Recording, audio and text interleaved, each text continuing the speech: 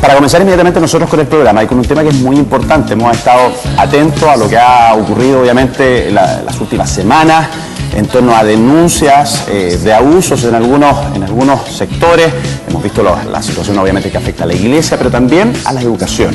Y en ese sentido hay bastante preocupación de parte de padres, apoderados obviamente, también de la comunidad escolar en torno a protocolos. ¿Qué se hace o qué existe hoy día actualmente en torno a este tipo de situaciones? Cuando hay una denuncia o si usted es objeto de alguna situación como esta, ¿qué se hace? Eso es lo que queremos conversar el día de hoy. Sí, de todas maneras, y también conocer las cifras, porque año a año se hacen estas denuncias, quienes siempre están encargados de hablar estos temas de la Superintendencia de Educación, y hoy día tenemos el agrado de tener con nosotros a Sebastián Izquierdo, Superintendente de Educación. ¿Cómo está, Superintendente? Buenos días. Muy buen día. Muy buenos días, muchas gracias por la invitación y encantado de conversar hoy día con ustedes. Superintendente, es muy interesante el tema. Hoy día cuando hablamos de acoso y de abuso en los establecimientos educacionales, mucha gente se espanta y se asusta, no sabemos cómo reaccionar y tampoco sabemos cómo va a reaccionar el colegio, los apoderados, los profesores. Y usted decía una palabra súper importante, el protocolo. ¿Cuál es el protocolo a seguir en una situación como esta? A ver, yo creo que como país hemos ido avanzando bastante en poder atender de mejor manera este tipo de situaciones que son sumamente complejas y muy lamentables, la verdad. Ya el año 2012 se formó una superintendencia, una agencia de calidad de la educación, un ministerio de educación con una orientación más a la mejora. Y hoy día los padres cuando saben de una situación como esta, lo primero que tienen que hacer es acercarse inmediatamente al colegio, tratar de obtener el reglamento interno que debiera ser conocido, ver si se está aplicando los planes de acción al interior de la comunidad. Y en caso que no esté ocurriendo esto, tiene que dirigirse de manera presencial o vía web a la Superintendencia de Educación. Pero Superintendente, si me permite, a propósito de situaciones que hemos visto, hace muy poco tuvimos el caso bastante complejo de un padre en un colegio de San Pedro de la Paz que ingresa de manera muy violenta, que hay evidentemente una situación judicial, particularmente en ese caso, pero que cuando uno va revisando lo que son sus declaraciones, sumado también a mucho de lo que pasa en las redes sociales hoy día, Superintendente, yo siento que eso también ha provocado un impulso y un movimiento potente. Muchas veces se desconocen los establecimientos que hacer, muchas veces las respuestas no son las esperadas, la tranquilidad y la confianza de los apoderados también a veces carece de esa tranquilidad y se cometen errores. Cuando esos errores se cometen, yo me imagino, y ahí la superintendencia se encarga de fiscalizar que los establecimientos cuenten con estos protocolos. Hoy día, ¿cómo estamos? Si uno pudiera hacer un registro, ¿hay cifras en torno a colegios que tengan estos protocolos, algunos que aún no? Yo creo que hay muchos padres que se harán la misma pregunta en su casa. ¿Qué pasa con mi establecimiento? Bueno, aprovecho entonces de hacer un llamado a los padres que hoy día a todos los establecimientos del país no solamente se le aplican pruebas de matemática, el CIMSE, etcétera, sino que también se les mide un indicador que es convivencia escolar. Perfecto. Entonces todos los papás pueden perfectamente acudir a la institución que es la Agencia de Calidad de la Educación y revisar cómo está ese indicador. Ahora, nosotros como superintendencia lo que hacemos es fiscalizar a todos los establecimientos educacionales de Arica a Punta Arenas y nos preocupamos que todos tengan un reglamento interno y queremos dar un paso más allá. Queremos que ese reglamento sea conocido por toda la comunidad. Pero, Superintendente, ¿ya con quién se han encontrado? Porque en ese registro que se hace de Arica a Punta Arenas, quizás con comunas un poco más allá, un poco más acá, pero ya han encontrado que están todos bien instalados los protocolos o se han encontrado situaciones de falencia. Por supuesto que de falencia. Nosotros estamos recibiendo todos los años, el año 2016 recibimos 11.000 denuncias, el año 2017 12.500, es decir, va aumentando. Pero nosotros lo vemos con optimismo. ¿Por qué? Porque estamos generando conciencia en la ciudadanía de generar denuncias. No quiere decir que los problemas estén aumentando o estén disminuyendo. Lo que sí sabemos es que nos están llegando más denuncias porque la comunidad está cada día más involucrada en la educación de sus hijos.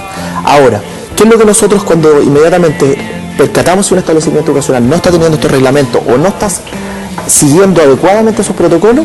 Nosotros vamos a fiscalizar e incluso estamos aplicando multas a aquellos establecimientos.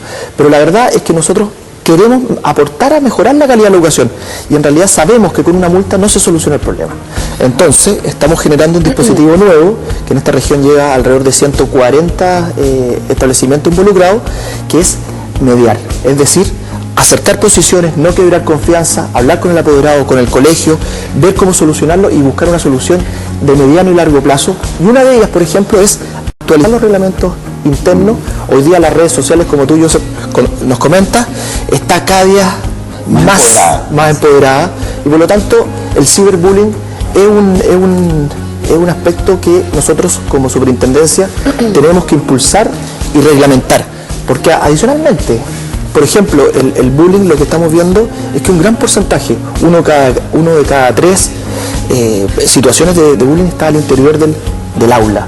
Entonces, y uno dice, bueno, hay un profesor, pero ahí nos damos cuenta que en realidad adentro del aula también hay una aula cibernética entre los estudiantes. Lógico que sí, pero superintendente, no se puede normar finalmente este protocolo, porque lamentablemente yo pienso que van a haber colegios que tengan un protocolo muy bueno, que funcione muy bien y que tengan también educadores, ¿no es cierto?, que estén muy a cargo de los niños dentro del aula, pero van a haber otros que no, van a haber otros donde en el aula hay 40 niños o 50 niños y hay otros donde hay 10.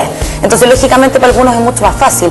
Ustedes como superintendencia no pueden normar o no pueden fijar un protocolo único para que todos los establecimientos educacionales lo cumplan. Excelente pregunta, porque la verdad es que Chile es muy largo, con establecimientos educacionales muy diferentes, proyectos educacionales totalmente disímiles unos con otros. Lo mismo acá en la región, el 15% son establecimientos rurales. Por lo tanto, que el Estado diga cuál es la receta única, yo creo que no es adecuado. Lo que sí nosotros hacemos como superintendencia es dar orientaciones para que los establecimientos se empoderen y tomen sus propias decisiones. Todos los establecimientos son diferentes. Ahora, tiene que existir mínimos, y nosotros como superintendencia hoy día estamos trabajando en una circular nueva, aprovecho a hacer el adelanto con ustedes, que queremos normar ciertas cosas dentro de los reglamentos. Por ejemplo, los plazos de investigación al interior de un establecimiento educacional. Por ejemplo, cuando tenemos situaciones sumamente complejas, queremos que se resguarde la identidad de los estudiantes involucrados y adicionalmente que los establecimientos con un psicólogo den apoyo no solamente a la persona que está involucrada, sino que también a la comunidad, y también mantener informada a las familias, porque este proceso puede quebrar las confianzas y eso sería un retroceso en mejorar la calidad de la educación. Superintendente, hablando de ese mismo tema, ¿cierto? Yusef mencionaba dos casos también que han existido en la región del Biobío, donde un profesor, ¿cierto?, está siendo investigado por abusos sexuales que fueron tal vez realizados hace 3 años atrás, también lo que pasó en San Pedro de la Paz, pero en términos prácticos. Pero la gente en la casa quiere saber cómo se realiza el protocolo desde el momento en que tal vez un niño le cuenta a un profesor o a su mismo papá de que tal vez está teniendo abusos sexuales por parte tal vez de un profesor, alguna persona administrativa también del colegio. ¿Cómo es el protocolo en sí? ¿Qué se hace? Yo creo irme un paso antes del protocolo. Yo creo que si las familias están atentos de la educación de sus hijos y existe una buena conversación, pueden empezar a detectar esto de manera previa a que esto suceda. Nosotros tenemos que tratar de evitar que ese tipo de situaciones sucedan. Pero el apoderado tiene que ir al colegio, tiene que ir a la PDI. ¿Dónde tiene que hacer la denuncia? Porque la gente, el apoderado o un profesor o un director, un adulto, si sabe de este tipo de situaciones, tiene la obligación legal dentro de 24 horas de avisar a Carabineros de Chile o al Ministerio Público y adicionalmente ir a donde la Superintendencia de Educación. Y así la institucionalidad va a funcionar y va a poder corregir los protocolos del establecimiento educacional y también investigar esa situación de ese agresor. En el caso, por ejemplo, disculpa, muy cortito, cuando está visto de que tal vez algún profesor o alguna persona que trabaja en el colegio tal vez es abusador de algún niño, es sacado inmediatamente de su cargo. ¿Eso está sí o sí normado? No, porque en realidad uno cuando investiga tiene que presumir inocencia de ambas partes, pero obviamente que el derecho de la educación de un niño es bastante relevante. Por lo tanto, lo que tiene que hacer un director en realidad es apartar de la relación con aquel niño a aquel profesor mientras dura la investigación.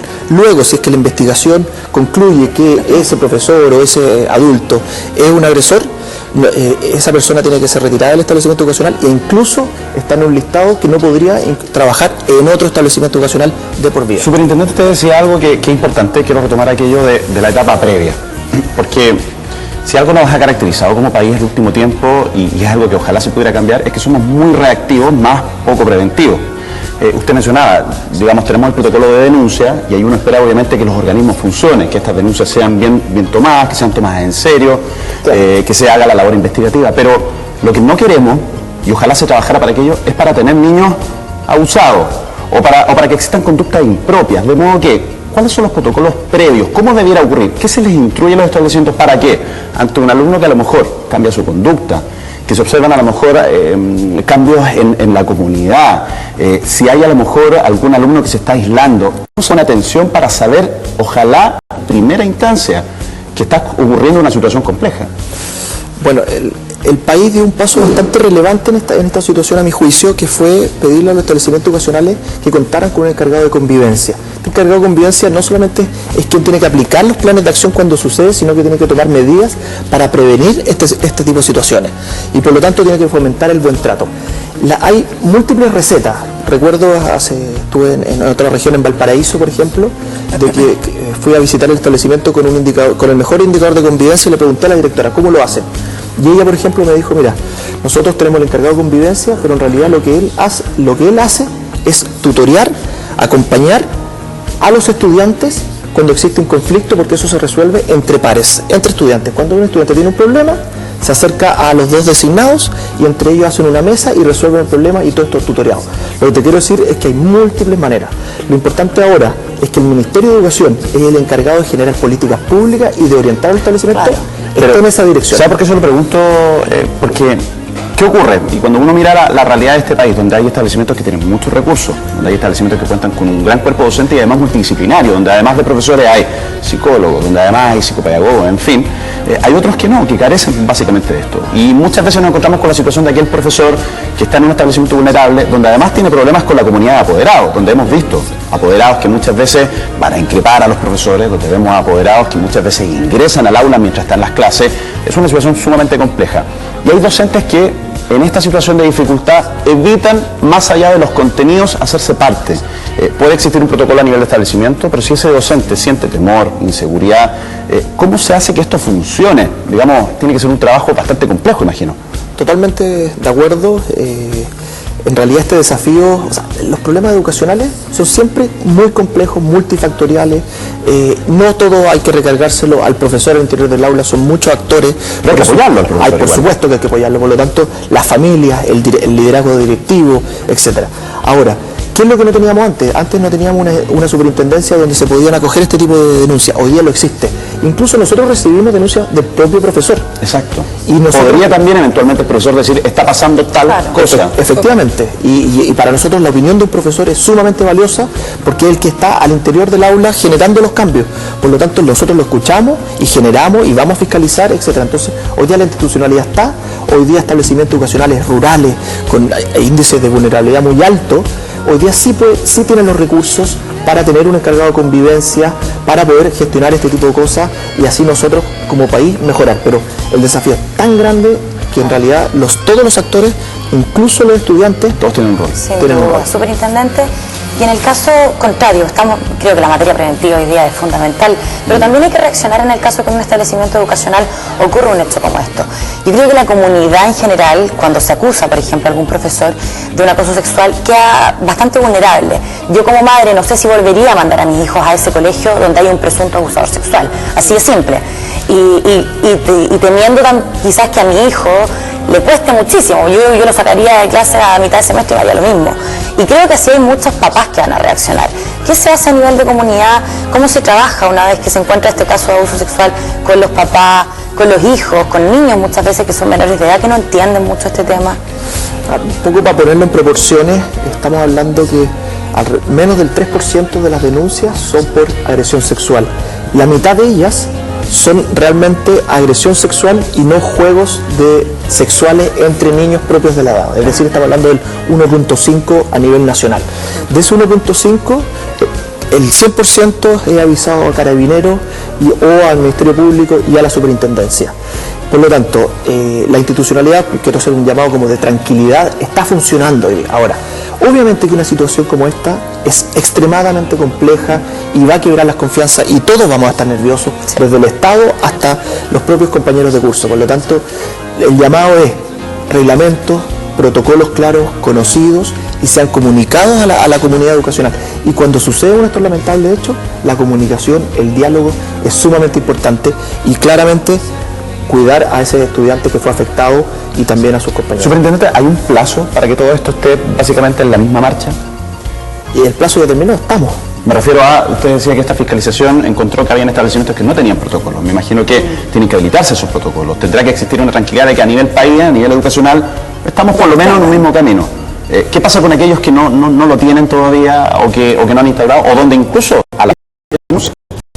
Sí, después hay un establecimiento educacional que no lo tiene, debe cualquier miembro de la comunidad hacer la denuncia frente a la superintendencia y nosotros vamos a acudir eso es bueno saberlo. Sí. Ahora, yo creo que como les comentaba anteriormente, todos los establecimientos educacionales están siendo medidos por convivencia escolar, como también con el CIMSE. Incluso aquellos establecimientos que estén en la categoría insuficiente están arriesgando ser cerrados. Es decir, se les va a quitar el reconocimiento oficial si no muestran resultados positivos.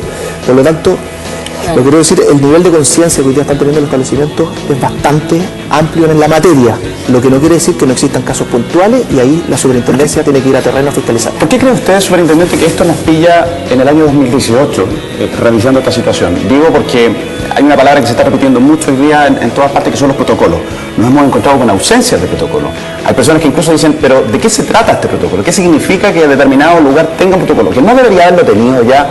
¿Por qué en el año 2018, avanzando tanto en los últimos años en educación, nos hemos encontrado con la necesidad de ahora generarlo?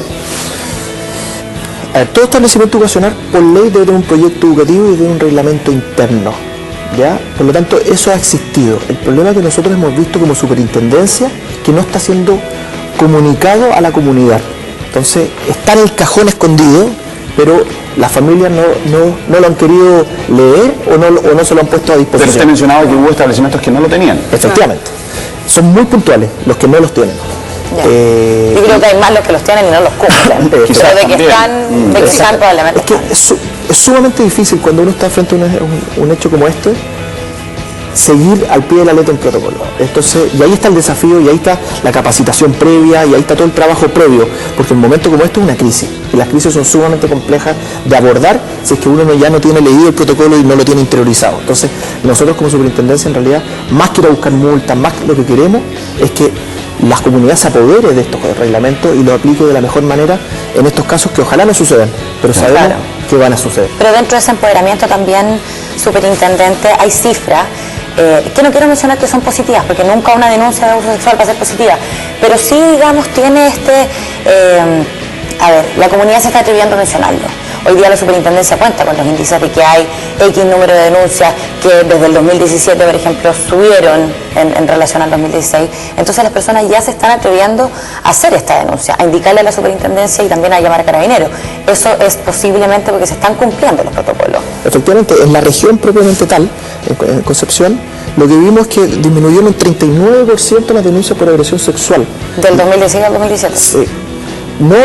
Eso no sucedió a nivel nacional.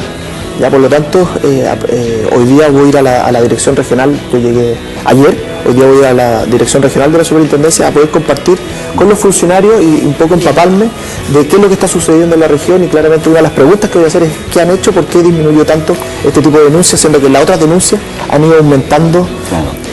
Superintendente, y respecto también a estos mismos protocolos, doy por hecho que también los apoderados tienen la instancia de poder conocerlos por parte también de la comunidad educativa, respecto tal vez en las mismas reuniones de apoderados, o tienen otras instancias también donde pueden conversar con ellos para que se sientan más seguros, sepan también qué hacer.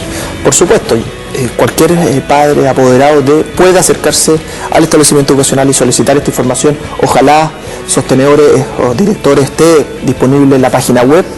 Y también existen los consejos escolares, donde son reuniones con los centros de padres, etcétera, donde también ahí lo pueden solicitar. Es decir, existen múltiples canales donde un padre y apoderado debe conocer estos reglamentos. Y exigirlo también. Exacto, y exigirlo. Superintendente, por último, me gustaría que, tal como usted lo decía, se está trabajando, hay, no cabe duda, cierta preocupación en la sociedad, pero también podemos aportar, no todo es denuncia. Hay cosas de las cuales los padres, digamos, a modo de comunidad pueden generar apoyo, pueden participar más también a través de los mismos establecimientos con los profesores y con los equipos, digamos, para docentes, para poder aportar a que este tipo de cosas no ocurran. Me imagino que hay un llamado también a eso, ¿no? Por supuesto. Siempre digo lo mismo, el desafío de mejorar la educación, la calidad de la educación es extremadamente amplio. Por lo tanto, no podemos dejar actores que no se involucren en este desafío, porque es un desafío que tenemos a nivel país. O sea, aprovecho a hacer un llamado a los padres de familias que hoy día nos están viendo, es que se involucren en la educación de sus hijos. Hagan las tareas juntos, estén con ellos, compartan, conversen, pregúntale cómo les fue en el recreo, etc. Y de esa manera vamos nosotros, desde las familias, desde el Estado, desde los propios profesores, a mejorar la calidad de la educación, que a mi juicio es el gran desafío que hoy día nosotros tenemos como país. Sí, de todas maneras. Pero es súper importante el día que las personas se den esto, que se denuncien. sepan además que la superintendencia está para apoyarlo y que los establecimientos educacionales cuentan con aquellos protocolos. Creo que es súper importante, tanto a nivel de alumnos, de centros de alumnos, de profesores, de docentes, y también que se hagan capacitaciones superintendentes, porque muchas veces nos pilla sobre la marcha este tipo de temas. Años atrás quizás no se conversaba tanto, es más, creo que no se conversaba el tema. Hoy día sí. Y hoy día es muy bueno que nosotros lo estemos conversando, y creo que también hay llamados a la gente a conversarlo en su casa. Retomar. Sí, hablar con los hijos, y fijarse bastante, porque también hay aquí yo creo que un deje de que un niño puede estar bajo amenaza, de que puede haber una situación compleja. Creo que hay que estar como bastante ojo, por eso se agradece, superintendente, que hayamos conversado este tema el día de hoy acá en el matinal. No, muchas gracias a ustedes por compartir con nosotros.